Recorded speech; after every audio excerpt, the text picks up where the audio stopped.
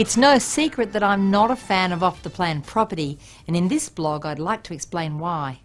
You see, in the old days, off-the-plan was fairly simple. Developers needing development finance would offer around 20% of a development to the market at a price which reflected the market price of that day. These pre-sales then provided the strength needed in a loan application and gave the lender confidence to advance the development funds. In return for these early sales on what was essentially a risky product to invest in, buyers taking the risk took delivery of a property in a few years' time for which they paid a price reflective of yesterday's value. These days, though, developers attempt to sell out the entire development on irreversible contracts which force a buyer to settle once complete, regardless of the underlying value of the property or whether the loan can still be accessed. In addition, they usually attempt to set a buy price which is indicative of what they think it'll be worth once settled, rather than at a discount to the future price. Suddenly the risk is placed completely in the buyer's court, with no recompense or reward available for taking this risk. Buying an off-the-plan property must be considered to have a higher risk for a number of reasons. An inability to effectively visualise the final product.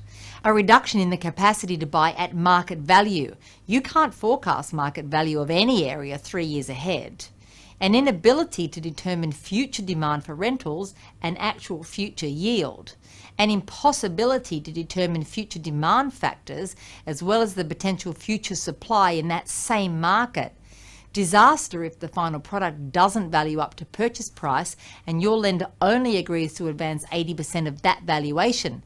You're left with an unconditional contract to proceed, and if you're unable to raise the difference in cash or equity elsewhere, you may have to default on the contract and lose your deposit. There's also the risk that lending policy may change or you lose your job, resulting in an inability to even get a loan. Additionally, many off-the-plan contracts include a clause allowing the developer to rescind at any time for any reason. There have been many purchasers who have bought property off the plan and some years later, and just before settlement, when it's actually worth more than they agreed, found that the developer exercised his or her right to terminate and pulled out of the deal, preferring instead to reap the profits him or herself. As an owner-occupied option, an off-the-plan property may be suitable where the buyer has access to enough funds should their finance fall through or not cover the agreed purchase price. As an investment, though, they are risky and uncertain, and in most cases should be avoided.